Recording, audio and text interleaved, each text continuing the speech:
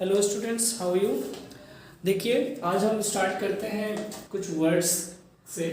Class तो start करते हैं तो कुछ वर्ड्स हम मैं रोज़ जब भी क्लास लूँगा तो उसमें आपको 5 वर्ड्स ऐसे दूंगा जिनकी मीनिंग आपको पता हो, नहीं भी पता हो तो नए वर्ड्स हम सीखेंगे। सबसे पहले लिखा है, इसकी स्पेलिंग है LAGGARD, लगार्ड। इसको बोलेंगे लगार्ड। तो इसका मतलब लेग बिहाइंड। लेग बिहाइंड का मतलब क्या होगा? इसका मतलब होगा कि ये लेजी लेजी लेजी का मतलब क्या होता है? आलसी। तो वो है इसका मतलब डल। ठीक है, इसका मतलब क्या होगा? लेजी या डल। एरग, इसका जो मीनिंग ARRAIGN है, इसको एरन पढ़ेंगे। यहाँ पे ये जो AG होता है वो साइलेंट है एक तरीके से। एरन। इंडिक्ट का मतलब आपको पता है कि नहीं पता तो ये इम्पीचमेंट का तो पता ही होगा।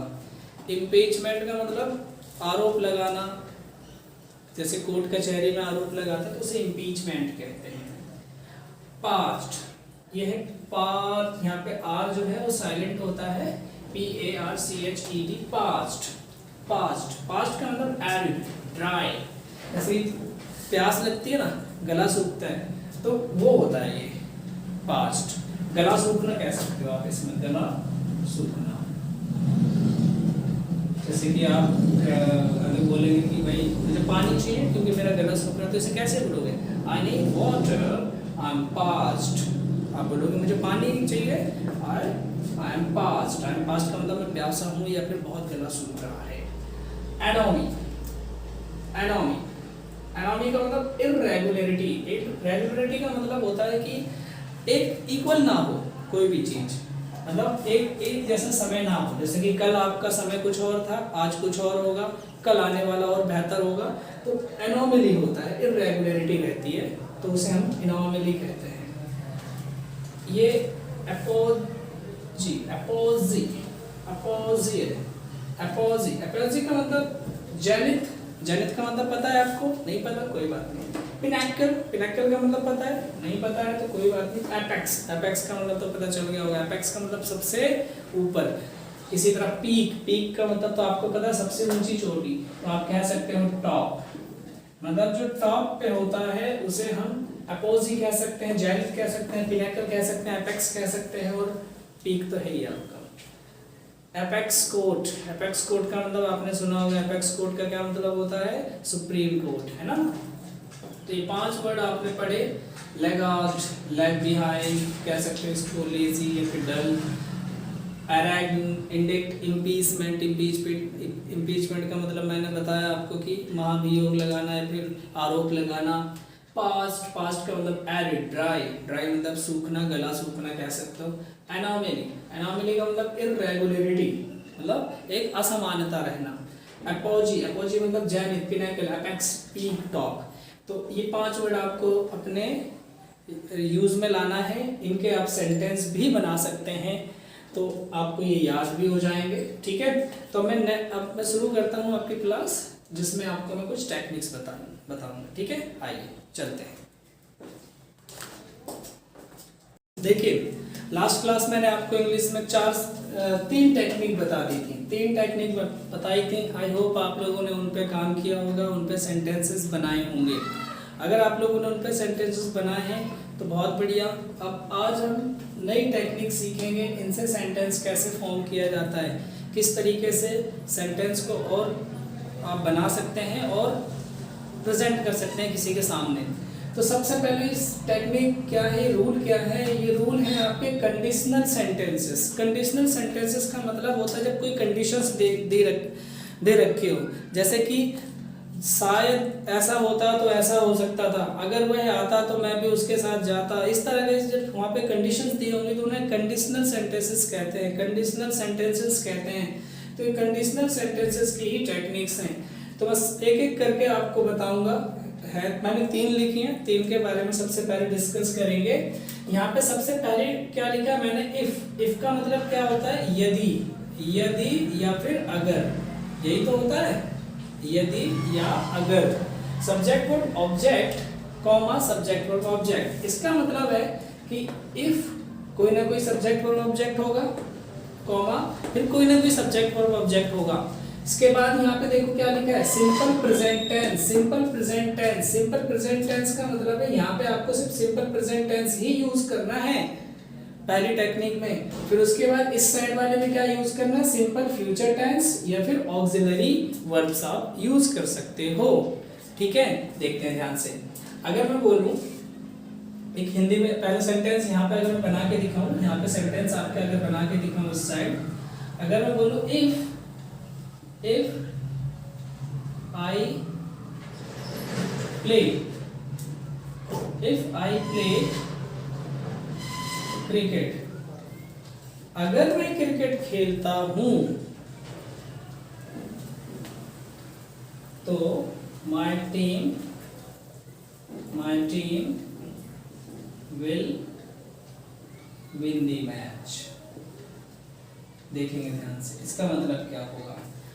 इसका मतलब सब्जेक्ट और ऑब्जेक्ट, सिंपल प्रेजेंट टेंस, मैंने प्रेजेंट टेंस यूज किया और मैंने क्या बोला, अगर मैं क्रिकेट खेलता हूं, यहाँ पे क्या आएगा, ता हूं, ती है, ती हो, इस तरीके से सेंटेंस आएगा। फिर उसके बाद तो, अगर मैं क्रिकेट खेलता हूं तो my team will win the match, तो मेरी टीम मैच जीत जाएगी। तो यहाँ पे सिंपल फ्यूचर टेंस भी आ सकता है, ऑक्सिलरी मोडाल्स भी आप रख सकते हो।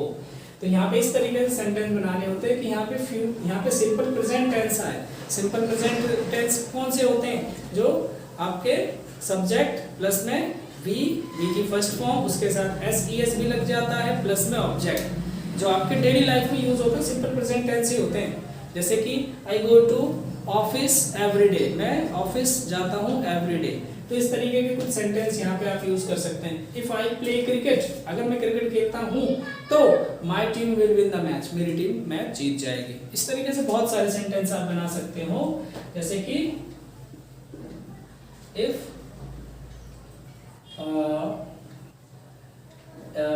आई, या आई की जगह कुछ और लेते हैं, इफ सचिन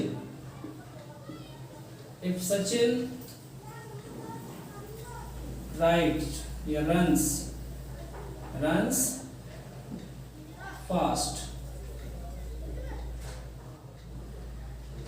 he could या he can cross the, क्या क्रॉस कर सकता है, सिटी। ये असंभव वाली बात है, लेकिन conditional property. If Sachin runs fast, अगर सचिन तेज दौड़ता है तो he can cross the city, वो सिटी क्रॉस कर सकता है। अब यहाँ पे मैंने यहाँ पे प्रेजेंट टेंस ही लिया है, लेकिन इस वाले में क्या लिया, ऑक्सिलरी वर्ब्स, मोडाल्स जिनको कहते हो आप, वो ले लिया। ठीक है, तो आई होप ये सेंटेंसेस आपको समझ आए होंगे। If I play cricket my team will win the match, if Sachin runs fast he can cross the city. इसमें एग्जाम में आपसे कैसे पूछते हैं, यहाँ पे टेंसेस दिए होंगे बिल्कुल, और यहाँ पर भी आपको दिया होगा, लेकिन यहाँ पे कुछ ना कुछ गड़बड़ कर रखी होगी किस चीज की, टेंसेस की। यहाँ पे आई प्लेड या कुछ लिखा होगा, इधर कुछ और लिखा होगा। तो यहाँ पे आपको ये रूल याद रखना है कि इनके साथ क्या क्या आता है, पेयर क्या क्या बनते हैं, किस चीज के पेयर बनते हैं। ठीक है, ये हो गया फर्स्ट। सेकंड वाले में देखते हैं, इफ सब्जेक्ट वर्ब ऑब्जेक्ट है, फिर यहाँ पे सेकंड फॉर्म, यहाँ पे आपको सेकंड फॉर्म यूज करनी है, सेकंड फॉर्म, और यहाँ पे सब्जेक्ट वर्ब ऑब्जेक्ट। ठीक है, सब्जेक्ट वर्ब ऑब्जेक्ट, यहाँ पे क्या यूज करना, वुड की फर्स्ट फॉर्म यूज करनी है आपको, वुड के साथ फर्स्ट फॉर्म यूज करनी है। कैसे यूज करेंगे, if subject verb object second form. अब सेकंड फॉर्म क्या होता है, सिंपल पास्ट टेंस ही तो होता है आपका। अगर मैं बोलूं if he gave me 5,000 rupees, अगर वो मुझे 5,000 रुपए देता तो I would play game या gamble, I will play gamble या I would gamble। gamble का मतलब होता है जुआ खेलना होता है, तो यहाँ पे प्ले लगाने की भी जरूरत नहीं है। ठीक है, I will play gamble। I would Gamble, I would Gamble का मतलब है मैं क्या करता, जुआ खेलता। अगर वो मुझे 5,000 रुपये दे देता तो आई वुड गैम्बल। अच्छा, और क्या हो सकते हैं सेंटेंसेस, और हो सकते हैं if Mohan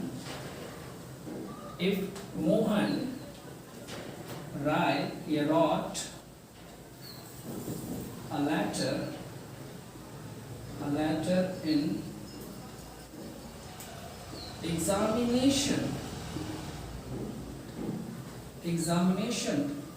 if Mohan wrote a letter in examination, इसका मतलब है कि मोहन ने अगर एग्जाम में लेटर लिखा होता तो क्या होता, मैंने चीटिंग की होती, ऐसे भी हो सकता है, या किसी और ने चीटिंग की हो सकती है, या फिर मोहन पास हो गया होता, ऐसे भी लिख सकते हो। तो आप कुछ भी यहाँ पे बना सकते हो। तो he would pass in English exam। इसका क्या मतलब है कि अगर मोहन ने लेटर लिखा होता तो मोहन इंग्लिश एग्जाम में पास हो गया होता। अब यहाँ पे रूल क्या है, यहाँ पे हमेशा सेकंड फॉर्म आएगी। अगर यहाँ पे सेकंड फॉर्म आएगी तो यहाँ पे दूसरे वाले सेंटेंस में वुड के साथ फर्स्ट फॉर्म जरूर आएगी, ये याद रखना है। यही चीज आपको वहाँ पे क्या करते हैं, गड़बड़ करते हैं। यहाँ पे आपको सेकंड फॉर्म ना दे करके फर्स्ट फॉर्म दे देंगे, यहाँ पे वुड पास लिख देंगे, बोलेंगे बताओ क्या गलती है, तो आपको गलती बतानी पड़ेगी। ठीक है, ये कंडीशनल प्रोबेबिलिटी है। और कंडीशनल प्रोबेबिलिटी कह रहा हूँ क्योंकि मैंने मैथ्स पढ़ाया था, कंडीशनल सेंटेंसेस है। ठीक है, अब यहाँ पे देखते हैं इंग्लिश, ये 6 वाली प्रॉपर्टी, मतलब 6 वाली कह सकते हो, 1 2 3 है, थर्ड है वैसे तो कंडीशनल प्रोबेबिलिटी कह रहा हूँ सेंटेंस। तो यहाँ पे कंडीशन बनती है हमेशा। कंडीशन में देखो क्या बोला, इफ सब्जेक्ट वर्ब ऑब्जेक्ट है और कॉमा लगा है, सब्जेक्ट वर्ब ऑब्जेक्ट, फिर उसके बाद यहाँ पे क्या आता है, यहाँ पे आता है पास्ट परफेक्ट टेंस आएगा, ऑलवेज पास्ट परफेक्ट टेंस आएगा। फिर यहाँ पे क्या होगा, सब्जेक्ट वर्ब ऑब्जेक्ट, तो यहाँ पे वुड हैव के साथ थर्ड फॉर्म आएगा, या फिर माइट हैव, कुड हैव, ये सब हो सकता है इसमें। इनके सेंटेंसेस कैसे बनेंगे, इनका साउंड जो आएगा, साउंड ये रहा, यहाँ पे छूट गया है, इनका साउंड ये है, इसका साउंड ये है, इसका साउंड ये है, यहाँ पे साउंड लिखा हुआ है। तो यहाँ पे साउंड आपको थोड़ा सा ध्यान देना है। जैसे कि ई होती तो, या होता तो, चुका होता तो, इस तरीके से सेंटेंस आएगा, साउंड आएगा। जैसे कि इफ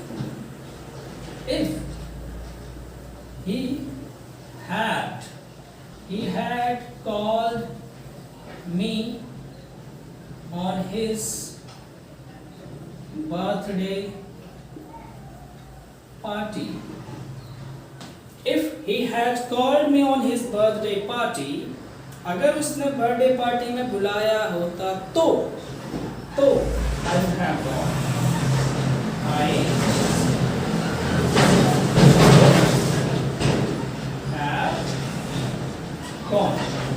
क्या हो जाएगा, अगर उसने मुझे बर्थडे पार्टी में बुलाया होता तो I would have gone। क्या मतलब है इसका, कि मैं गया होता। अगर उसने मुझे बर्थडे पार्टी में बुलाया होता तो मैं बर्थडे पार्टी में उसकी गया होता। ये हो गया। और भी आप बहुत सारे सेंटेंस ऐसे ही बना सकते हैं। मतलब हिंदी में नहीं लिख रहा, इसका मतलब ये नहीं कि आपको हिंदी नहीं लिखनी, हिंदी जरूर लिखनी है इनकी, क्योंकि हिंदी लिखोगे तो आपको ज़्यादा सही समझ आएगा।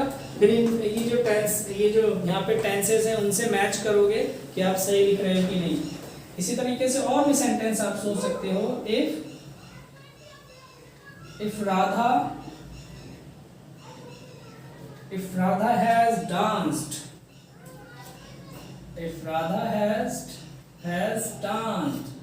had danced का मतलब है अगर राधा ने डांस किया होता तो अमर would have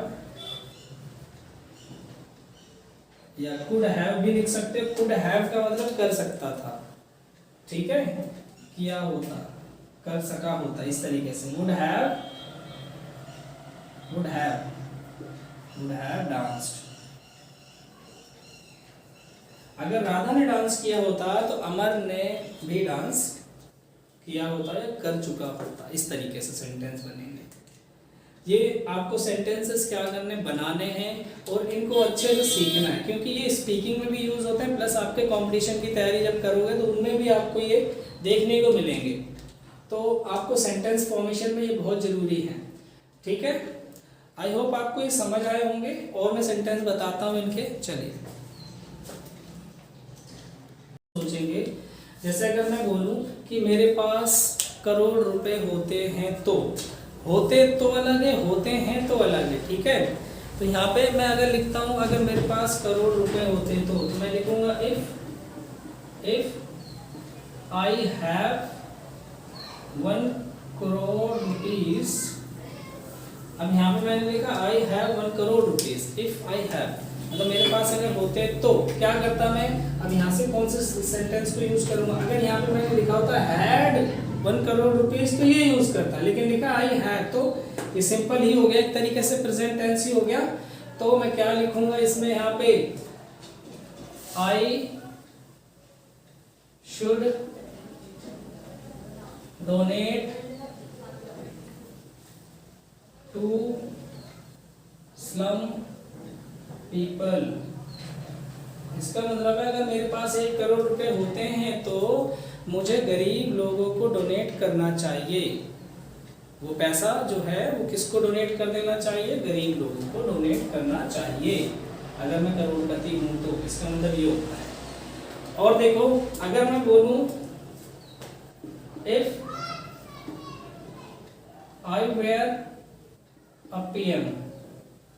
अब यहाँ पे पीएम का मतलब है प्रधानमंत्री, पीएम का मतलब प्रधानमंत्री। अब आप कह रहे होंगे सर यहाँ पे आई के साथ तो कभी वर नहीं आ सकता है, वॉज ही आता है, तो भाई मैं पीएम भी तो नहीं हूँ, ठीक है। ऐसी चीजों के साथ जो मैं नहीं हो सकता, जो मैं नहीं हूँ, बस मैं विश कर रहा हूँ, या फिर यहाँ पे इफ की जगह आई विश हो सकता था, आई विश। यहाँ पे इफ की जगह आई विश भी हो सकता था, मेरी इच्छा है, या यहाँ पे इफ की जगह आई विश भी लिख सकते थे। तो I wish I were a prime minister. यहाँ पे आप लिख सकते हैं if I were a prime minister, अगर मैं प्रधानमंत्री होता तो अब यहाँ पे वर है, वर का मतलब ये सेकंड फॉर्म वाली कहानी है। तो क्या करता, आई वुड फर्स्ट फॉर्म है take good decision against corruption, ठीक है। If I were a prime minister, PM का मतलब प्राइम मिनिस्टर, अगर मैं प्रधानमंत्री होता तो I would take good decisions against corruption, ठीक है। करप्शन के खिलाफ मुझे कुछ डिसीजन, अच्छे डिसीजन ले चुका होता या लेता। यहाँ से अगर मैं प्रधानमंत्री होता तो कुछ डिसीजन अच्छे लेता। इसी तरीके से आप बहुत सारे सेंटेंस आप खुद बना सकते हैं। इनके जितने ज़्यादा सेंटेंसेस बनाएंगे उतना आपका फ़ायदा है। उससे आपको क्या मिलेंगे, यहाँ पे टेक्निक्स को सीखने की, और स्पीकिंग में भी आप इनको यूज़ कीजिए। अगर आप इनको यूज़ करते हो, अपने लाइफ में यूज़ करते हो, डेली लाइफ में यूज़ करते हो, अगर स्पीकिंग में यूज़ करते हो तो आप अच्छी इंग्लिश सीख सकते हैं। और इंग्लिश सीखना कोई बड़ी बात नहीं है, कोई बहुत बड़ा काम नहीं है, बहुत सिंपल है। आप अच्छे से स्पीकिंग भी कर सकते हो, रिटन में भी अच्छे हो सकते हो अगर आप इन सब चीज़ों को फॉलो करते हो। तो आई होप आप सीखेंगे। मैं नेक्स्ट वीडियो में कुछ और इम्पोर्टेंट टेक्निक्स लेके आऊँगा जिनसे आपकी इंग्लिश और अच्छी हो जाए। Thank you.